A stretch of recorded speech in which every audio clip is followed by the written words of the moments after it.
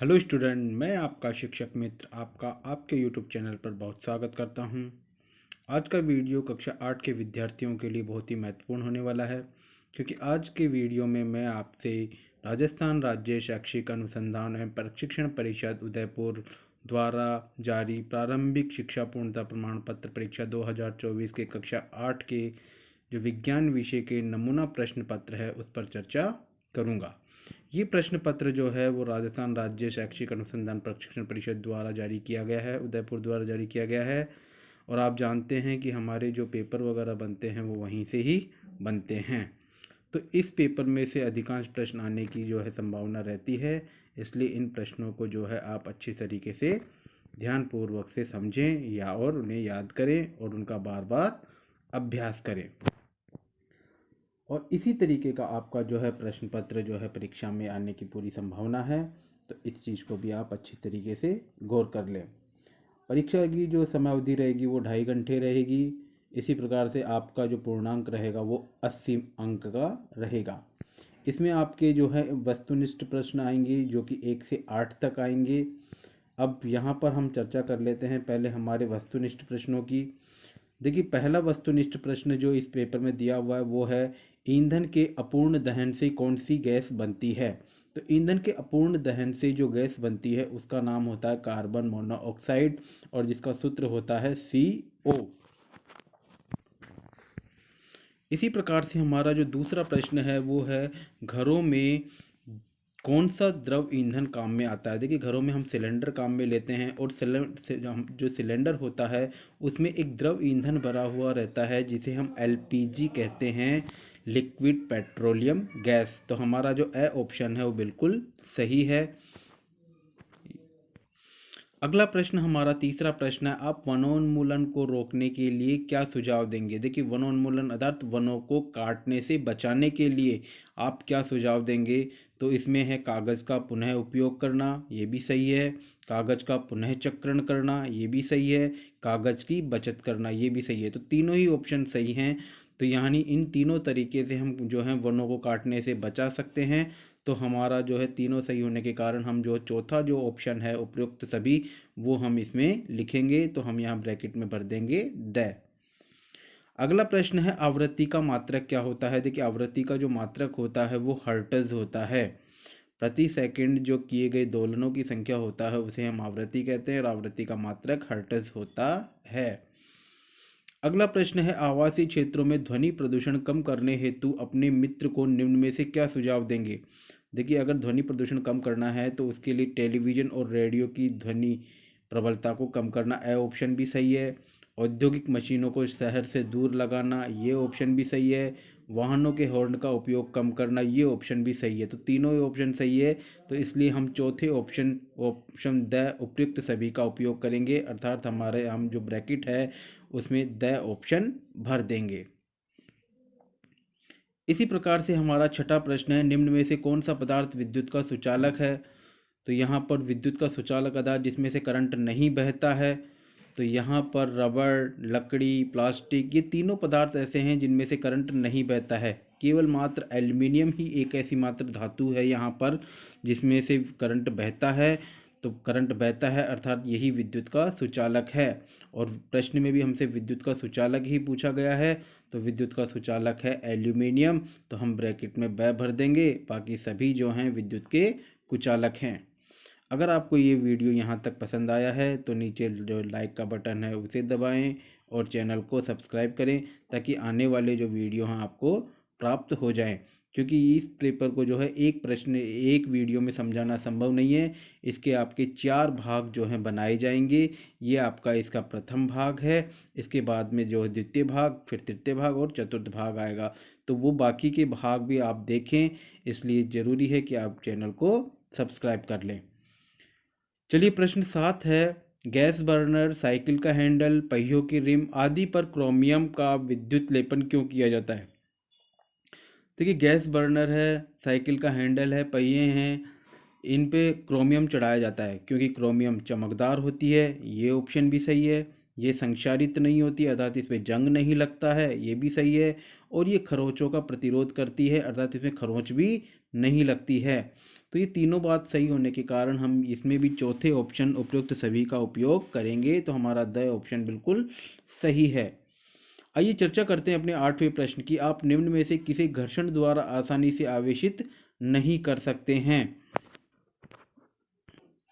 प्रश्न संख्या 9 है, निम्न में से सिंचाई के पारंपरिक और आधुनिक साधनों को सारणी में लिखिए। यहाँ पर जो है कुछ शब्द दिए हुए, मोट, ड्रिप तंत्र, ढेकली, छिड़काव तंत्र, रहट आदि। तो देखिए इसमें आपको दो कॉलम दिए हुए हैं, एक तो परंपरागत साधन और दूसरा है आधुनिक साधन। परंपरागत साधनों में उन साधनों के नाम लिखने हैं जो पुराने ज़माने में यूज किए जाते थे, जैसे मोट हो गया, ढेकली हो गया, रहट हो गया, ये सभी परंपरागत साधन होते हैं। और आधुनिक साधनों में आप उन साधनों के नाम लिखेंगे जो कि वर्तमान में यूज किए जाते हैं, जैसे ड्रिप तंत्र हो जाएगा, बूंद बूंद टपकना विधि जिसको बोलते हैं, एक छिड़काव तंत्र हो गया जिसे हम फव्वारा सिस्टम कहते हैं। ये वर्तमान में यूज करते हैं, जिनसे पानी की जो खपत है वो कम होती है। अगला प्रश्न है, प्रतिजैविक औषधियों के निर्माण में आप किसका उपयोग करेंगे। देखिए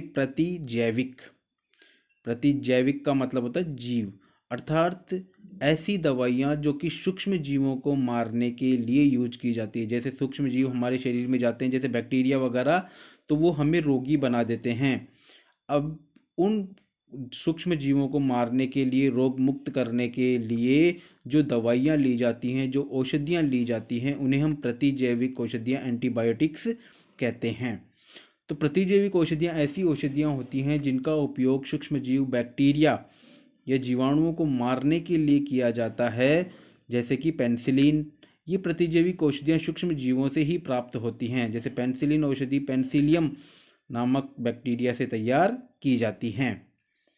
अगला प्रश्न है, प्रश्न संख्या 11, एलपीजी और सीएनजी का पूरा नाम। देखिए एलपीजी जो कि हमारे सिलेंडरों में भरी हुई होती है, जिसको हम लिक्विड पेट्रोलियम गैस कहते हैं। एल से बनता है लिक्विड, पी से बनता है पेट्रोलियम, जी से बनता है गैस, और हिंदी में इसको बोलते हैं लिक्विड को द्रवित, और पेट्रोलियम गैस होती है। तो दोनों ही नाम हो गए, लिक्विड पेट्रोलियम गैस भी बोल सकते हैं और द्रवित पेट्रोलियम गैस भी बोल सकते हैं। आगे है सीएनजी का पूरा नाम क्या है। देखिए सी से बनता है कंप्रेस्ड, एन से बनता है नेचुरल, जी से बनता है गैस, और हिंदी में इसे बोलते हैं संपीड़ित प्राकृतिक गैस, जो कि वाहन वगैरह में, जो टेम्पो रिक्शा होते हैं, इनमें जो है आजकल गैस का यूज किया जाता है। मोटे जो अपनी कार वगैरह भी हैं वो भी सीएनजी से चलती हैं, बस भी सीएनजी से चलती हैं।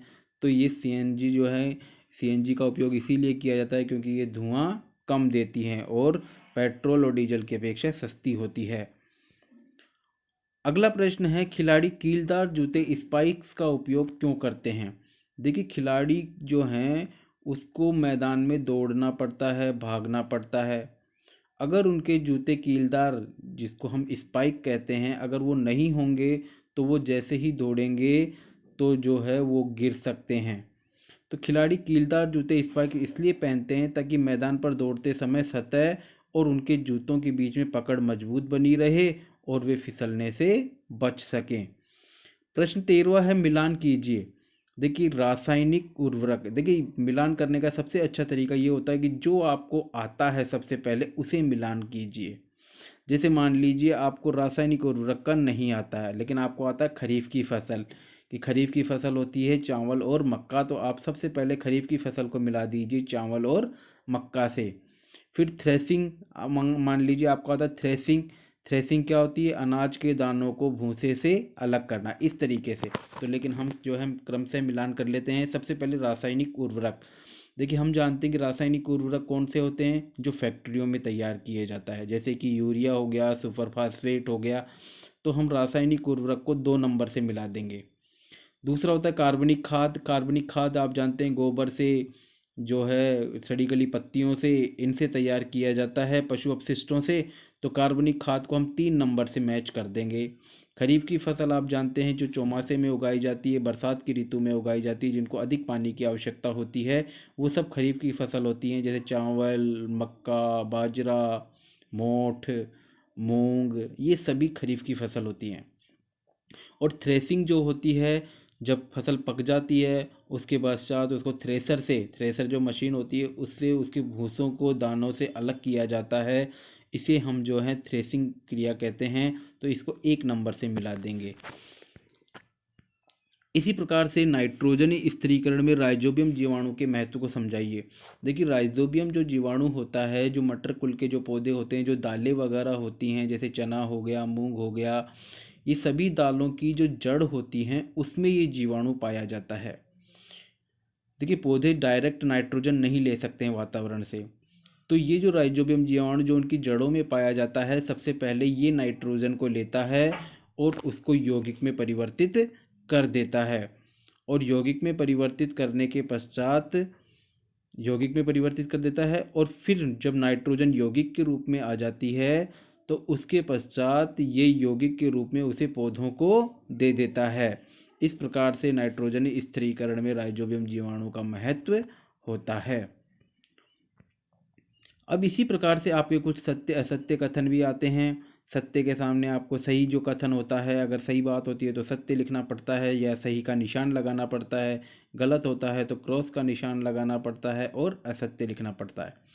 जीवाश्म ईंधन समाप्त होने वाले संसाधन हैं, तो ये बात बिल्कुल सही लिखी हुई है कि जीवाश्म ईंधन जैसे कोयला, पेट्रोल, ये सीमित मात्रा में हैं और ये अगर इनका ज़्यादा उपयोग करेंगे तो ये समाप्त हो जाएंगे। तो ये कथन बिल्कुल सत्य है, तो ब्रैकेट में हम सही का निशान लगा देंगे, और अगर वो सत्य लिखने के लिए कहे तो हम उसके आगे जो है उसी ब्रैकेट में, अगर ब्रैकेट का बड़ा है तो सत्य भी लिख देंगे।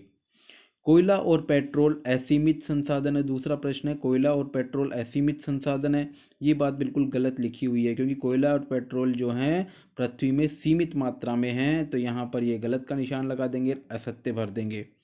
कोलतार विभिन्न पदार्थों का मिश्रण है, बिल्कुल सही है, ये कोलतार विभिन्न पदार्थों का मिश्रण है, तो ये भी बात भी बिल्कुल सही है, तो इसमें भी हम सत्य भर देंगे। पैराफिन मोम, पैराफिन हो गया, मोम का उपयोग मरहम, मोमबत्ती, वैसलीन, देखिए पैराफिन मोम का जो उपयोग होता है मरहम, मोमबत्ती, वैसलीन आदि बनाने में किया जाता है, बिल्कुल सही है ये बात, इसलिए इसमें हम सत्य भर देंगे। अगला प्रश्न है, निम्न का आशय स्पष्ट कीजिए। रेड डाटा बुक, देखिए रेड डाटा बुक जो होती है वो एक ऐसी पुस्तक होती है जिसमें हम संकटापन्न और लुप्त प्राय जो प्रजातियां होती हैं उनका रिकॉर्ड रखा जाता है। मतलब कि ऐसी जातियां जो या तो समाप्त हो गई हैं, यानी या तो वो ख़त्म हो गई हैं पूरी तरीके से, या जिनकी संख्या बहुत ही कम रह गई हैं और अब भविष्य में उनका जो है उन पर संकट आया हुआ है और वो भी समाप्त हो सकती हैं। ऐसी जितनी भी प्रजातियां होती हैं उनका रिकॉर्ड हम रेड डाटा पुस्तक में रखते हैं। अगला प्रश्न है जैव विविधता। देखिए जैव और विविधता दो शब्द हैं, जैव और विविधता।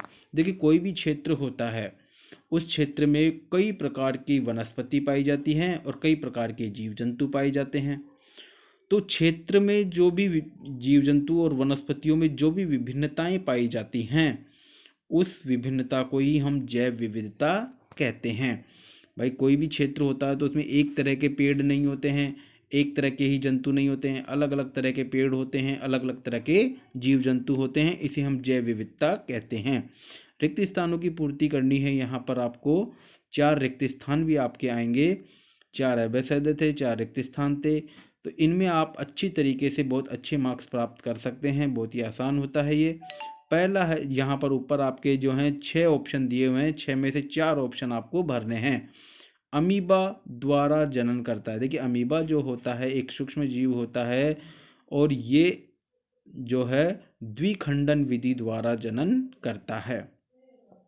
अंडाणु और शुक्राणु का संलयन कहलाता है। देखिए अंडाणु और शुक्राणु जब मिलते हैं तो उस क्रिया को हम निषेचन कहते हैं।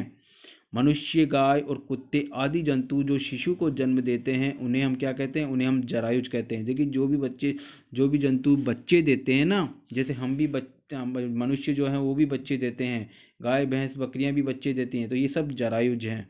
जो अंडे देते हैं उनको हम अंड प्रजक कहते हैं। मुकुलन द्वारा जनन होता है तो मुकुलन द्वारा जनन हाइड्रा में होता है।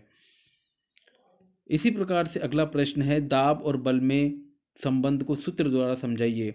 देखिए दाब क्या होता है, एकांक पृष्ठ पर लगने वाले बल को